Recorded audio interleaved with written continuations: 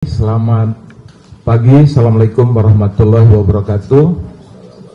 Salam sejahtera untuk kita semua. Rekan-rekan jurnalis yang berbahagia, hari ini Komnas HAM menyelenggarakan press conference bersama antara Komnas HAM dan LPSK, Lembaga Perlindungan Saksi dan Korban. Nah, selama kami menjadi komisioner di sini, memang ini merupakan konferensi pers pertama yang kami selenggarakan bersama-sama ya. Nah, jadi ini, kenapa sih? Karena memang persoalan media, persoalan pers ini memang menjadi concern, menjadi perhatian kami, karena memang di dalam negara demokrasi, kebebasan pers dan perlindungan terhadap wartawan itu adalah fondasi utama untuk menjamin transparansi, akuntabilitas, dan partisipasi publik. Nah, oleh karena itu, sehubungan dengan peristiwa yang dialami oleh salah satu wartawan Tempo, pada khususnya dan pada umumnya rekan-rekan dari Tempo, seperti yang sudah kita ketahui bersama, maka kami akan melaporkan sejumlah langkah-langkah yang telah kami ambil dan juga berbagai temuan serta beberapa dugaan pelanggaran HAM yang dilakukan. Nah, nanti saya dan Bu Anis akan menjelaskan dari sisi Komnas HAM, dan selanjutnya nanti Mbak Sri Suparyati dan Mas Wawan Wakil Ketua di LPSK, itu akan menjelaskan dari sisinya LPSK. Dan saya kira rekan-rekan sudah dapat keterangan persnya, belum ya, nanti setelah acara akan dibagi. Jadi saya membacakan saja. Komnas HAM memberikan atensi terhadap teror kepala babi yang diterima jurnalis Tempo Saudari Francisca Christy Rosana alias Cica, serta kiriman bangkai tikus di kantor redaksi Tempo yang terjadi pada 19 Maret 2025, ini yang kepala babi dan 22 Maret 2025 ini yang bangkai tikus. Dan menindaklanjuti hal tersebut dan sebagai implementasi dari pelaksanaan tugas dan fungsi pemantauan yang diatur dalam pasal 89 ayat 3 Undang-Undang Nomor 39 Tahun 99 tentang hak asasi manusia, Komnas HAM telah melakukan berbagai langkah, antara lain: yang pertama, pada hari Senin kemarin kami menerima audiensi dari Komite Keselamatan Jurnalis Indonesia dan redaksi Tempo. Jadi mereka datang ke Komnas HAM menyampaikan laporan yang terjadi, baik yang tanggal 19 maupun yang tanggal 22 Maret. Kemudian setelah itu kami melakukan permintaan keterangan dan peninjauan lokasi kejadian di kantor redaksi Tempo secara singkat detail-detail temuan dan analisis faktual. Nah, setelah kami bertemu dengan jurnalis Tempo tersebut dan kunjungan ke kantor redaksi Tempo, kami menilai bahwa yang bersangkutan membutuhkan pelindungan dari LPSK, maka kami pun berkoordinasi datang langsung ke LPSK dan diterima oleh pimpinan LPSK untuk mendiskusikan kemungkinan pemberian perlindungan kepada salah satu jurnalis Tempo tersebut beserta keluarganya yang membutuhkan. Dan pada saat pertemuan itu juga kami menyepakati untuk berkoordinasi langsung dengan Bareskrim Polri, yang pertemuannya sudah kami laksanakan dengan Bareskrim Polri kemarin. Nah, rekan-rekan jurnalis yang saya hormati, adapun temuan dan analisis faktual dari 2 hari atau 3 hari kami menangani pengaduan ini. Yang pertama adalah kami melakukan konstruksi peristiwa pengiriman paket berisi kepala babi. Jadi untuk yang kepala babi ini kami diberikan penjelasan bahwa ada seseorang yang mengantar kotak ke redaksi ke kantor Tempo. Namun pada waktu itu kotak tersebut belum ada nama, ya, tidak ada nama di kotak itu. Lalu si pengirim ini bolak-balik menelpon seseorang karena kebetulan Mbak Cicanya tidak ada di tempat pada waktu hari Rabu tersebut. Sehingga kemudian setelah beberapa kali menelpon, barulah kotak itu ditulis nama yang akan menerima. Jadi di situ ditulis menggunakan spidol yang ada di tempat menerima paket di bagian depan di Tempo tersebut. Jadi baru ditulis nama cicaknya, tetapi pengirimnya memang tidak ada, ya, siapa pengirimnya. Kemudian baru yang bersangkutan meninggalkan lokasi dan dia berdiri di situ kurang lebih 10 menit. Jadi cukup lama dan juga sempat membuka masker. Jadi sebenarnya identitasnya bisa diketahui, ya. Buka helm, ya, buka helm. Nah, kemudian yang kedua juga, sedangkan detail lebih lanjut saya kira karena sudah banyak di media, nanti kami tidak akan jelaskan lebih rinci, ya, karena misalnya diterima, dibuka, kemudian dibawa ke bawah, itu kami tidak jelaskan lebih lanjut. Kemudian yang kedua adalah paket berisi bangkai tikus, ya. Nah, bahwa paket itu ada kemungkinan paket itu dilempar dari jalan di samping kantor Tempo. Jadi di samping kantor Tempo itu ada jalan kecil, jalan setapak, ya. Kemungkinan mereka melemparnya dari sana, dan dugaan pelemparan kotak tersebut sekitar jam 2 atau jam 3 pagi. Namun baru ditemukan oleh petugas kotak tersebut kurang lebih jam 6 atau jam 7 pagi pada saat petugas kebersihan akan membersihkan lokasi. Nah, lalu setelah itu dibuka, ya, kotak tersebut, dan setelah dibuka ternyata ditemukan ada 6 bangkai tikus yang kepalanya sudah terpenggal, gitu, ya. Jadi sudah terpenggal. Jadi 6 kepala tikus, dan semua tikus itu kepalanya sudah dipotong. Tetapi masih ada, baik badan maupun kepala itu ada di situ. Setelah kami komunikasi, bertemu dengan teman-teman Tempo, mereka menjelaskan ada kemungkinan 6 tikus tersebut. Jadi mereka ini yang mengelola podcast Bocor Alus, artinya yang tampil dan mengelola podcast itu ada 6 orang memang.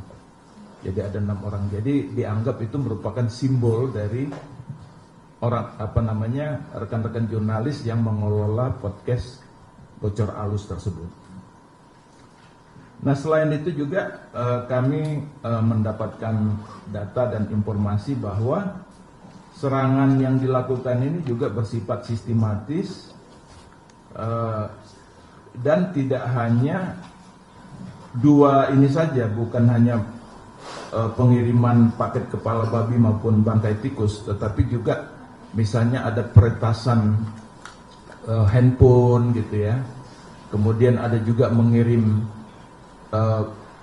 pesan di Instagram dan lain sebagainya. Jadi melalui media sosial. Dan juga kami mendapatkan informasi juga bahwa sepertinya ada hubungan antara apa yang dikirim ini dengan demo-demo terhadap Tempo. Ada juga seperti itu. Tapi sejauh mana korelasinya memang ini kan masih membutuhkan penjelasan lebih lanjut, ya. Nah, jadi pola serangan tersebut bersifat sistematis dan dugaannya untuk meneror atau mengancam serta mengintimidasi Tempo secara spesifik menargetkan seluruh jurnalis Tempo dan keluarganya. Dan sekarang kita tahu bahwa berdasarkan apa yang disampaikan mereka dalam pertemuan dengan kami, dikatakan memang itu sangat berpengaruh secara psikologi, juga memang sangat berpengaruh, dan banyak juga di antara jurnalis itu yang kemudian merasa down ya atas peristiwa yang dialami tersebut. Namun demikian mereka kan harus tetap bersikap tegar dan terus menjalankan tugas-tugas jurnalisnya. Kemudian teror itu juga sepertinya memang ditargetkan kepada salah satu korban jurnalis perempuan. Misalnya kan kalau kita lihat pengelola Bocor Alus itu 6 orang dan satu-satunya perempuan hanya Mbak Cica saja. Tetapi itu kiriman itu ditulis langsung nama yang bersangkutan, Cica. Nah, yang kedua juga yang diteror itu bukan hanya dirinya tetapi juga keluarganya Mbak Cica yang berada di tempat lain. Nah, jadi sepertinya memang mengarahkan serangan itu kepada jurnalis perempuan. Apakah karena perempuannya dia dijadikan sasaran? Itu juga mungkin perlu digali lebih lanjut ya. Itu apakah dianggap sebagai jurnalis perempuan dianggap paling rentan sehingga kemudian dijadikan sasaran. Kemudian adanya teror berupa tindakan peretasan terhadap akun media sosial milik keluarga jurnalis maupun menghabisi. Jadi memang itu kalau dikaitkan dengan apa yang dikirim dan dengan apa yang ditemukan dalam tulisan itu sepertinya bukan memang sudah bentuk ancaman gitu ya. Kemudian teror tersebut diduga memiliki korelasi dengan produk oleh Tempo.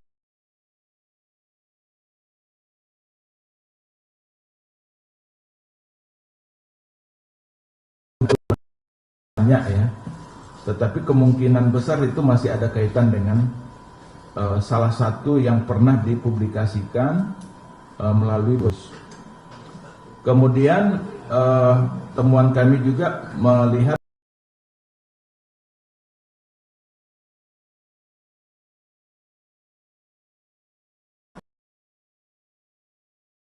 bisa jadi secara lebih luas. Jadi dengan adanya ketakutan itu tentunya kita khawatir kemudian wartawan sendiri tidak berani bicara apa adanya, tidak berani bicara dan kemudian mereka terhadap hal-hal yang sensitif akan memilih untuk self-censorship. Nah itu juga tentunya kita sesalkan kalau sampai hal itu terjadi. Dan juga dari pertemuan kita dengan Pak Kabar Eskrim dijelaskan bahwa sudah memberikan instruksi kepada Pak Kabar Eskrim untuk menindaklanjuti kasus yang dialami oleh Tempo. Dan dari Bareskrim juga sudah melakukan langkah-langkah selanjutnya, misalnya sejumlah saksi terkait ya, baik saksi yang lain yang dianggap terkait dengan permasalahan ini. Nah, kami juga menyampaikan bahwa kasus yang dialami ini tidak hanya yang terjadi pada peristiwa 19 Maret maupun 22 Maret. Kami juga menyampaikan bahwa kepada Pak Kabar Eskrim bahwa ada lagi peristiwa sebelum itu terjadi, yaitu terkait dengan Hussein Abri ya, yang 2 kali kendaraannya dipecahkan kaca. Dan sampai sekarang, dan itu peristiwa itu terjadi kalau nggak salah bulan September.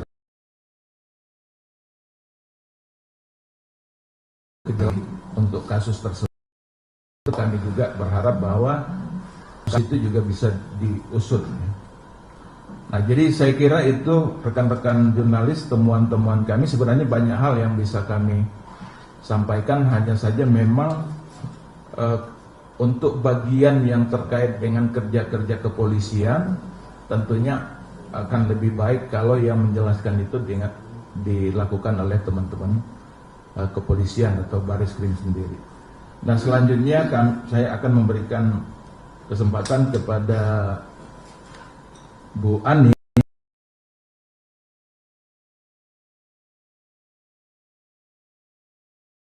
peristiwa tersebut. Mungkin rekomendasi dari Komnas HAM seperti apa? Terima kasih, selamat pagi teman-teman media. Terima kasih berkenan hadir di tengah kesibukan akan melakukan liputan mudik. Tetapi peristiwa ini penting bagi teman-teman sebagai jurnalis gitu ya, karena kita berharap ini tidak terjadi di kemudian hari. Saya akan melanjutkan bahwa terkait dengan pemantauan yang sudah kami lakukan, ada 5 dugaan pelanggaran hak asasi manusia dalam kasus teror terhadap Tempo. Yang pertama adalah peristiwa teror dan intimidasi terhadap Tempo dapat dikategorisasi sebagai bagian dari pelanggaran hak asasi manusia, terutama yang pertama hak atas rasa aman, di mana setiap orang dilindungi secara fisik maupun psikis, baik atas perlindungan diri pribadi, keluarga, kehormatan, martabat, dan miliknya. Perlindungan dari segala bentuk anti manusia yang juga di dalam Kovenan Hak Sipil dan Politik yang sudah diratifikasi pemerintah ke dalam Undang-Undang 12 tahun 2005 dan diatur dan dijamin di dalam Undang-Undang 40 tahun 99 tentang kebebasan pers. Yang ketiga, tindakan teror terhadap Tempo juga merupakan bagian dari serangan yang ditujukan terhadap human rights defender atau pembela HAM, karena jurnalis juga merupakan pembela HAM yang seharusnya diakui dan dilindungi oleh negara. Yang keempat adalah terkait dengan hak atas keadilan, di mana setiap orang juga berhak atas kepastian dan keadilan secara hukum. Untuk itu Komnas HAM apresiasi penegakan hukum yang sedang berlangsung, tetapi jika penegakan hukum dalam kasus ini tidak berjalan secara fair dan memberikan keputusan dan Undang-Undang HAM. Untuk itu Komnas HAM sejumlah rekomendasi, terutama 4 rekomendasi. Yang pertama adalah mendorong pihak kepolisian agar dapat secara cepat, tepat, transparan, dan akuntabel menuntaskan proses penyelidikan dan penyidikan dengan kepada korban dan keluarga. Yang kedua, mendorong lembaga perlindungan saksi dan korban untuk memberikan perlindungan terhadap korban dan saksi-saksi yang berkaitan dengan peristiwa teror tersebut. Yang ketiga, mendorong adanya pemulihan bagi korban dan keluarga korban, baik secara fisik dan psikis. Dan yang terakhir, pemerintah menghormati dan menjamin kebebasan pers sebagai salah satu esensi dari hak atas kebebasan berpendapat dan berekspresi, dan sekaligus sebagai pilar keempat demokrasi, agar peristiwa serupa tidak berulang di kemudian hari. Pak Dawai juga akan menambahkan sedikit. Silakan Pak Dawai. Ya, saya sedikit menambahkan bahwa kami juga berharap dari masyarakat ya untuk memberikan dukungan kepada rekan-rekan jurnalistik dan mencegah agar jangan sampai peristiwa kekerasan ini terulang kembali gitu. Karena kalau kita tidak lakukan ini secara bersama-sama, bisa jadi peristiwa terulang.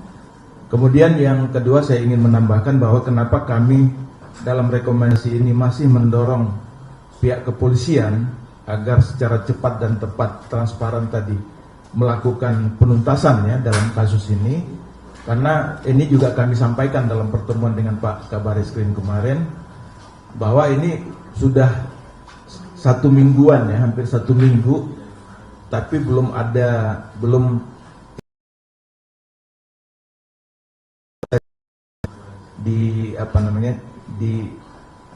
diterima oleh masyarakat. Nah, sementara di sisi lain Pak Kapolri sendiri mengatakan bahwa telah memerintahkan Pak Kabareskrim. Nah, oleh karena itulah kami berharap sekali dan kami tentunya optimis sebenarnya kasus ini akan terungkap karena selain kasusnya itu kan terjadi di Jakarta ya, jadi bukan di daerah yang jauh. Seharusnya data-data itu tidak terlalu sulit untuk diperoleh. Yang kedua, Pak Kapolri sendiri sudah memberikan perhatian dan Pak Kabareskrim juga sudah menyampaikan komitmennya juga untuk bisa menuntaskan. Kita lihat kepolisian juga dalam berbagai kasus yang rumit, yang sulit, bisa mereka mengungkap kasus semacam itu, apalagi kasus yang seperti ini. Karena itu kami berharap sekali dan sebenarnya optimis juga kita bahwa kasus ini akan terungkap dalam waktu yang tidak terlalu lama. Mungkin itu ya yang bisa kami sampaikan dari Komnas HAM. Dan rekan-rekan jurnalis, seperti kita ketahui bahwa sekarang ini sebenarnya kan kondisinya sudah di Komnas masih hadir nih, ada Ibu Kabiro penegakan ada di sini, dari Humas, dan setelah ini juga kita akan ada press conference lagi kalau nggak salah nanti jam 1 ya, jam 12 ya setelah ini ya. Nah, juga dari LPSK selain kedua wakil ketua hadir, juga sekjennya hadir. Mana Pak Yana tadi? Nah, Pak Yana juga hadir di sini sebagai sekjen LPSK. Ini menunjukkan bahwa meskipun sudah menjelang Lebaran, nah kita tetap melaksanakan tugas kita sebagaimana kewajiban yang harus kita lakukan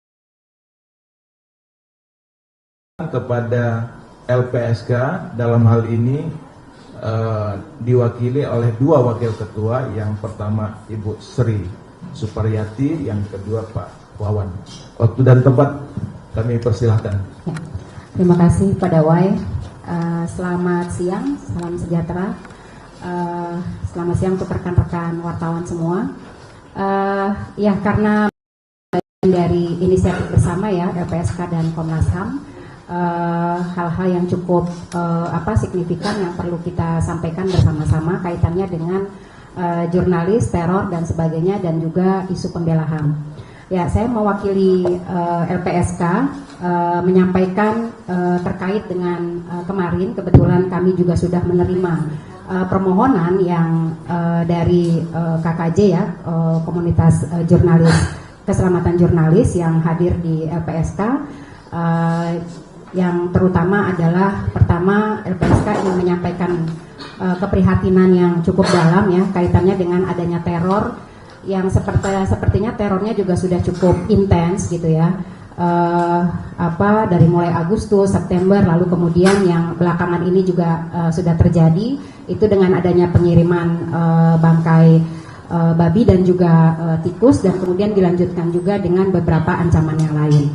Nah, LPSK menegaskan bahwa kebebasan pers ini sebagai satu pilar utama demokrasi yang memang harus dijaga oleh kita semua. Karena itu segala bentuk intimidasi dan kekerasan terhadap jurnalis tidak boleh dibiarkan. Kantor redaksi memang kantor redaksi Tempo itu memang menerima kiriman paket bangkai babi dan juga bangkai tikus itu memang di Sabtu ya, sekitar Sabtu 22, 19 Maret dan juga 22 Maret. Nah, LPSK melihat memang ini satu bentuk real nyata sebagai ancaman kebebasan pers dan menekankan pentingnya mekanisme perlindungan kepada jurnalis. Kasus teror semacam ini LPSK memang sudah seringkali mendapatkan permohonan perlindungan, dan kami memang mencatat teror semacam ini bisa menyasar tidak hanya kepada para jurnalis tetapi juga pada keluarganya. Ya, nah ini juga bagian dari ancaman bagi pembela HAM, karena kami memang meyakini bahwa kerja-kerja jurnalis itu adalah bagian dari kerja-kerja pembela hak asasi manusia secara umum, termasuk juga pembela HAM perempuan yang memang memiliki kontribusi yang signifikan dalam memajukan dan menegakkan hak asasi manusia, yaitu lewat peningkatan kesadaran publik ya, kemudian kampanye dan juga peliputan dalam rangka mengungkap kebenaran dan menyuarakan aspirasi publik. Nah, berdasarkan permohonan perlindungan yang diajukan kepada LPSK, posisi jurnalis kekerasan yang semuanya itu mengancam keselamatan mereka. Contohnya yang sudah kita yang pernah juga dilakukan perlindungan pada LPSK misalnya, yaitu pada kasus pembunuhan wartawan di Karo, Sumatera Utara, kemudian pelemparan bom molotov di kantor redaksi Jubi Papua, ya, hingga kekerasan pada jurnalis Tempo di. Kita tahu bahwa ada juga satu jurnalis perempuan yang baru saja tewas di Banjarbaru, Kalimantan Selatan, dan itu juga menjadi satu atensi penting di LPSK untuk kami akan tindak lanjuti lebih jauh. Kemudian dari sejumlah kekerasan tersebut kami memang memberikan perlindungan dengan berbagai macam program perlindungan. Seperti mungkin sudah diketahui, hal yang sifatnya urgent dan darurat kami akan lakukan perlindungan yang sifatnya fisik, dan bahkan kami bisa lakukan relokasi sesegera mungkin jika memang itu dibutuhkan. Jadi kami akan lakukan asesmen, kemudian dari asesmen itu nanti kami akan melihat tingkat ancamannya seberapa besar dan seberapa kebutuhan yang dibutuhkan oleh jurnalis, apalagi dengan yang kasus yang wartawan Tempo ini ya, karena kami melihat memang menyasar ke empat orang redaksi yang ada di Bocor Halus. Jadi kami melihat memang penting untuk diidentifikasi kebutuhan dan juga tingkat ancamannya. Nah,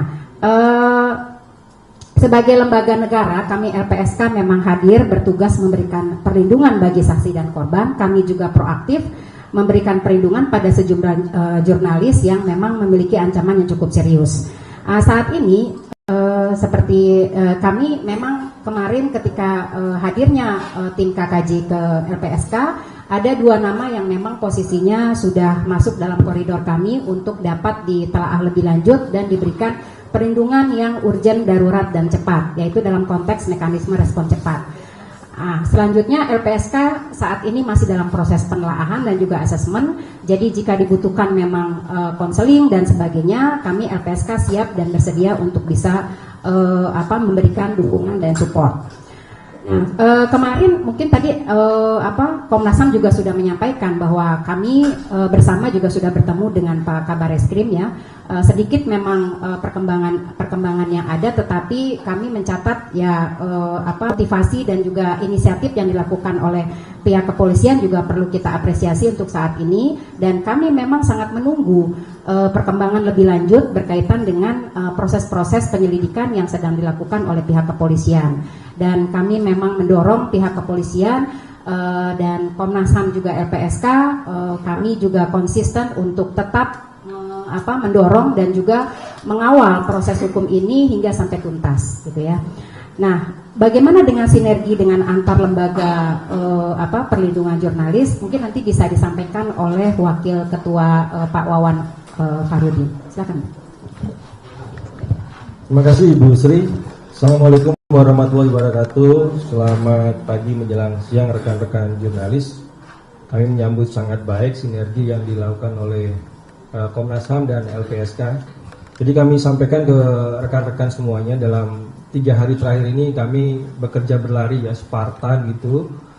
Sekira tanggal 25 teman-teman dari Komnas HAM yang diwakili oleh Pak Sumendawe, kemudian Bu Anis Hidayah hadir ke LPSK, kemudian menyampaikan ada kasus terkait dengan ancaman teror yang diterima oleh rekan-rekan jurnalis Tempo dan security-nya termasuk di dalamnya. Kemudian kemarin tanggal 26 kita menerima teman-teman dari KKJ, Komite Keselamatan Jurnalistik, dan di siang harinya kami langsung menindaklanjuti dan bertemu dengan Kabareskrim. Jadi beruntung kami punya 7 komisioner, jadi kami bisa membagi-bagi tugas tersebut sehingga kita bisa melakukan upaya secara simultan. Dan hari ini alhamdulillah kita bisa bertemu dan menyampaikan hasil dari apa yang kami lakukan dalam 3 hari terakhir ini kepada teman-teman jurnalis. Kami ingin menyampaikan beberapa hal terkait dengan upaya kami dalam mendorong upaya proses penegakan hukum dan sinergi antar lembaga untuk memberikan perlindungan bagi teman-teman jurnalis. Jadi pertama adalah LPSK tentu berharap aparat penegak hukum, dalam hal ini diwakili oleh Polri, untuk bisa segera melakukan penyelidikan mendalam dan menangkap pelaku teror sehingga para jurnalis ini bisa bekerja dengan tenang gitu. Tindakan tegas itu tentu diperlukan agar kejadian serupa tidak terulang lagi di kemudian hari. Selain itu juga LPSK menekankan pentingnya sinergi berbagai pihak, dan hari ini sudah kita buktikan.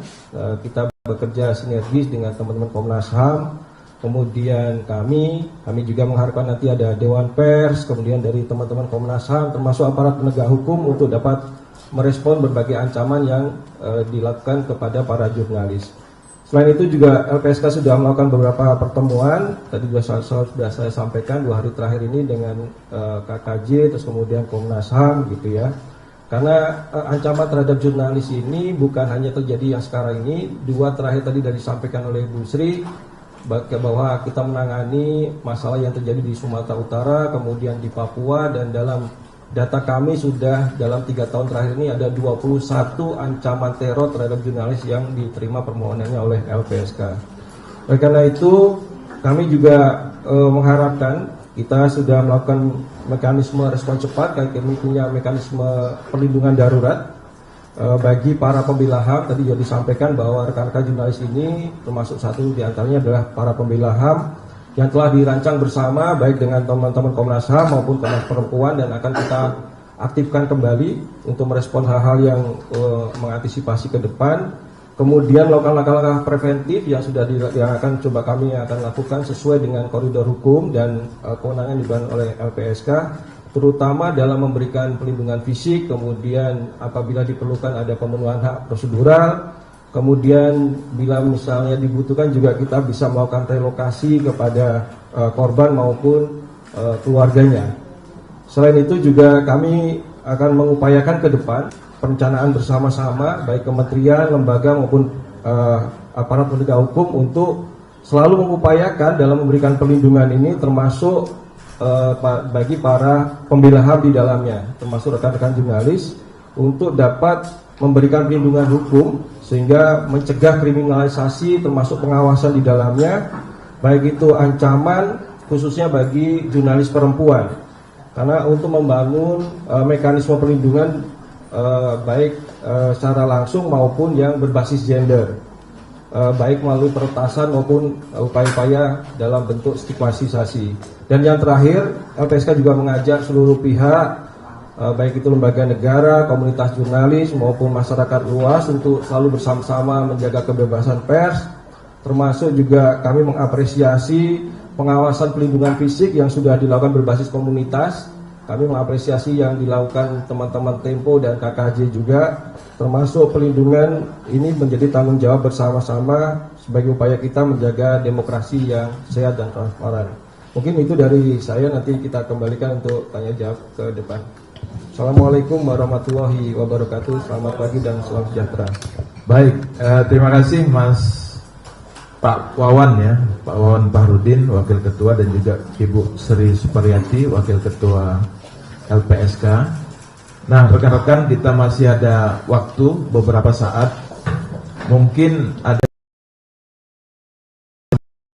perlu didalami lebih lanjut atau ada yang ingin ditanyakan, mungkin ada juga penjelasan kami yang terlewatkan. Jadi kami persilakan saja kepada rekan-rekan, baik nanti disampaikan aja, ditujukan ke Komnas atau ditujukan ke LPSK. Silakan. Sebutkan nama ya.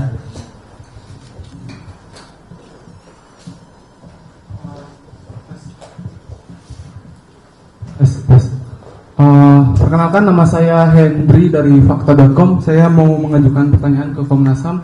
Ini kan selain Tempo, selama sepekan ini, pertama tadi sudah disinggung soal pembunuhan yang dilakukan oleh oknum TNI Angkatan Laut di Banjarbaru terhadap seorang wartawati. Kedua, kan selama sepekan ini, kurang lebih sepekan ini juga ramai di berbagai daerah soal unjuk rasa para pengesahan revisi Undang-Undang TNI. Nah, sejumlah jurnalis kan juga mendapatkan intimidasi dan kekerasan, bahkan kekerasan fisik dari aparat kepolisian gitu. Nah, respon dan rekomendasi dari Komnas HAM sendiri gimana? Itu saya. Terima kasih.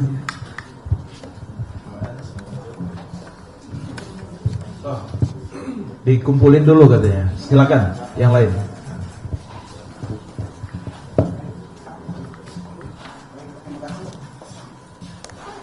Tes.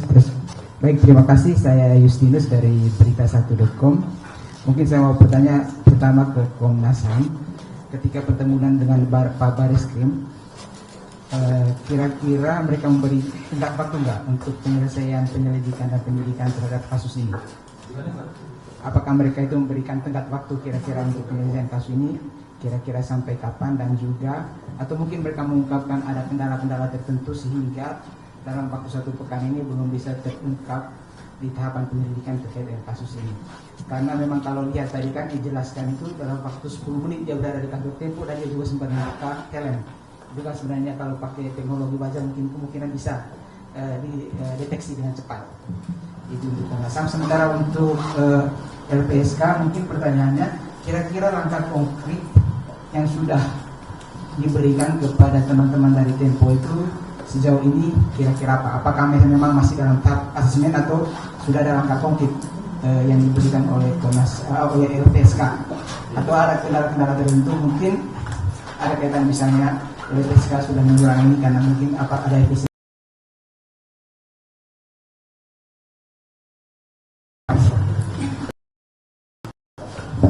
Silakan yang lain lagi. Oh itu silakan Mas, tolong di belakang. Ya, terima kasih. Saya Radit dari Liputan 6. Menambahkan pertanyaan dari rekan saya dari Berita 1. Tadi Pak menyebut kalau ada teror yang juga yang diterima oleh rekan-rekan sekeliling atau keluarga tadi ya. Itu bisa disampaikan seperti apa terornya yang menimpa mereka, karena sementara ini publik mengetahuinya secara umum hanya terhadap teror yang menimpanya. Sudah itu aja, terima kasih.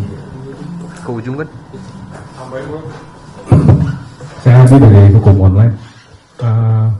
Ini teror terhadap jurnalis kan bukan kali ini gitu ya. Dan sayangnya tuntasannya nggak ngelihat penuntasan ya apa sih, kayaknya lewat gitu aja. Sebenarnya apa sih kendalanya kalau dari Komnas HAM dan LPSK? Problem ini karena kan kok sulit amat sepertinya gitu menindak ini. Kalau kita lihat kan kasusnya sederhana ya gitu ya. Apa gitu maksudnya? Terima kasih.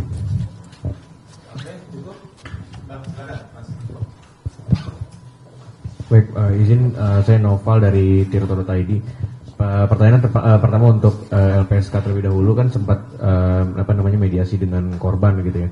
Sebenarnya seperti apa sih, boleh diceritakan mungkin kondisi korban sendiri itu seperti apa gitu? Karena kan kalau misalkan statement dari Kepala Kantor Komunikasi Kepresidenan itu kan bilang sebenarnya korban tuh baik-baik saja gitu. Dia juga merasa ngejok aja gitu dengan teror ini. Tapi sebenarnya kondisi real dari korban itu seperti apa gitu? Dan juga untuk kalau dari Komnas HAM sendiri dengan statement-statement seperti Kepala Kantor Komunikasi Presiden ini dengan yang seperti ini sebenarnya dampak buruknya seperti apa sih bagi proses penyelidikan yang sedang berlangsung gitu? Karena kan kalau dari Komnas HAM sendiri rekomendasinya ini merupakan bentuk teror gitu, sedangkan seperti ada indikasi meremehkan gitu. Dan dari ini dampak buruknya seperti apa gitu komunikasinya? Terima kasih. Ya baik, saya kira sementara itu dulu ya. Untuk yang bagian Komnas yang ditanyakan yang terkait dengan Komnas, nanti saya dengan Bu Anies akan saling merespon ya. Nanti kalau saya sampaikan mungkin ada kurang, nanti ditambahkan oleh Mbak Anies. Sedangkan untuk yang teman-teman LPSK nanti akan direspon Mbak Sri atau Pak Wawan ya. Nah yang pertama dari Mas Henry, fakta.com ya. Jadi terkait dengan ada kasus pembunuhan jurnalis, kemudian ada revisi TNI kemarin beberapa jurnalis dapat kekerasan, itu memang saat ini sudah menjadi perhatian kita juga. Tapi memang dari kasus-kasus ini kan yang langsung menyampaikan pengaduan itu kan yang Tempo. Jadi kita tangani Tempo, tetapi bukan berarti ini kita abaikan. Kita sedang susun waktu untuk kita bisa mendapatkan info lebih lanjut, karena kami kan tidak bisa langsung memberikan respon tanpa cross check data-data supaya data yang kita miliki itu lebih akurat, dan ketika kita sampaikan itu memang basisnya data, bukan hanya asumsi gitu ya. Tapi kami tentunya sama memberikan perhatian dan juga menyesalkan ya kekerasan-kekerasan yang terus terjadi, terus berulang kepada para jurnalis ini. Tetapi kalau yang di Sumatera Utara, yang di Medan, itu Komnas sudah turun ke sana beberapa waktu lalu yang terkait dengan, kalau nggak salah, perjudian juga ya. Ya kan? Nah, itu juga Komnas HAM juga turun di sana, dan kita ikut mendorong serta memantau proses penegakan hukumnya. Kira-kira gitu ya Mas Henry ya. Kemudian yang dari Mas Justinus ya, berita 1 terkait tenggat waktu. Memang kemarin itu kan kita sampaikan kita tanyakan juga kepada Pak Bareskrim ya, kira-kira berapa lama nih kasus ini bisa terungkap. Beliau mengatakan memang belum bisa menentukan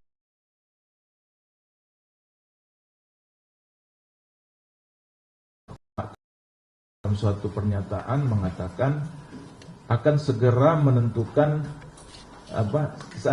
satu tersangka katanya kan. Terus Pak Kabar Eskrim mengatakan bahwa gimana mau menentukan tersangka, orang sekarang masih proses penyelidikan. Nah, gitu. Tapi kita tentunya sangat berharap bahwa kasus ini bisa diproses dengan cepat, dan kami sekali lagi apresiasi ya dari apa yang disampaikan kemarin, sudah terlihat sejumlah progres yang dilakukan meskipun masih tahap penyelidikan, tetapi ada sejumlah pihak yang sudah mereka periksa. Nah, kita tentunya ya sekali lagi kita mendorong untuk kasus ini bisa diungkap.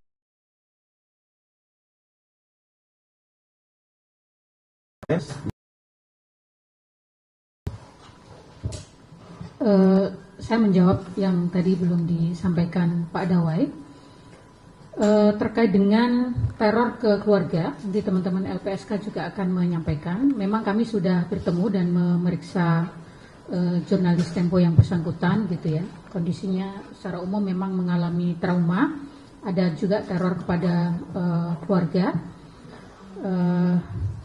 peretasan dan lain-lain. Nah, kenapa kasus-kasus terhadap jurnalis ini seolah-olah gitu ya sulit sekali dilakukan?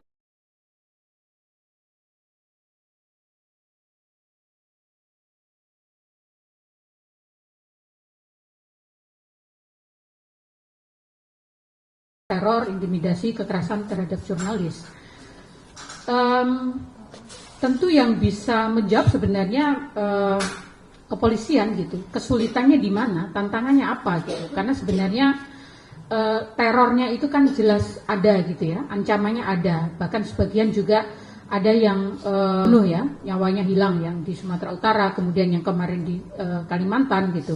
Jadi mestinya kalau posisi Komnas HAM tentu ingin terus mendorong agar penegakan hukum terhadap teror dan kekerasan dan bentuk-bentuk lain terhadap jurnalis itu dilakukan dan ditunjukkan komitmennya agar tidak terjadi impunitas gitu atau kejahatan tanpa penghukuman, karena itu berbahaya untuk penegakan hak asasi manusia di Indonesia dan untuk demokrasi kita. Kemudian terkait dengan statement kantor komunikasi Presiden, tentu kami mendorong sebenarnya semua pihak untuk merespon kasus ini dengan serius, karena sesungguhnya kasus ini merupakan tidak hanya serangan kepada Tempo, tetapi adalah serangan kepada kebebasan pers di Indonesia. Dan ini tentu mengancam demokrasi dan hak asasi manusia, dan kami meminta pemerintah dan semua pihak tidak menjadikan gitu ya, atau tidak reaktif, tidak menjadikan kasus ini sebagai satu lelucon atau menyederhanakan teror ini, karena itu menunjukkan adanya ketidakseriusan dan empati yang kurang kepada korban yang mengalami intimidasi dan ancaman gitu. Jadi saya kira sikap itu sangat penting untuk menjadi keseriusan kita semua. Terima kasih. PSK. Coba merespon ya, nanti Pak Wawan bisa menambahkan. Ya, kalau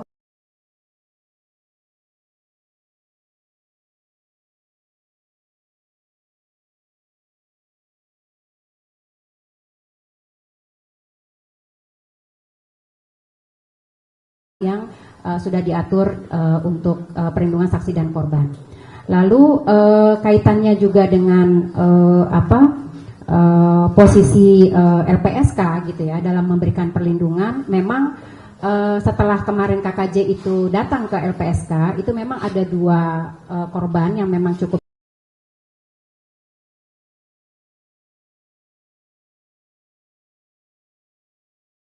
sudah turun melakukan asesmen. Hal perlindungan yang paling penting dilakukan adalah karena kami paham bahwa kerja-kerja jurnalis kadang-kadang memang mereka memang sudah paham dengan resiko daripada pekerjaan tersebut gitu ya, sehingga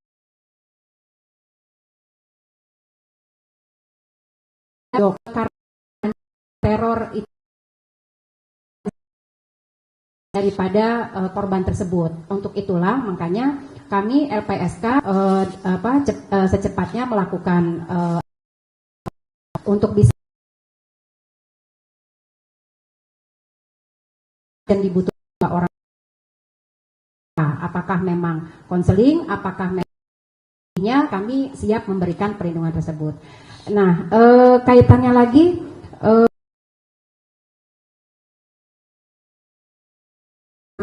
seperti di wartawan Karo ya,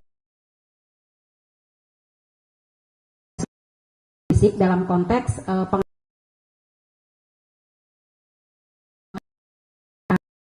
di persidangan di kepolisian itu kami berikan pengawalan. Lalu kemudian kami juga mensupport secara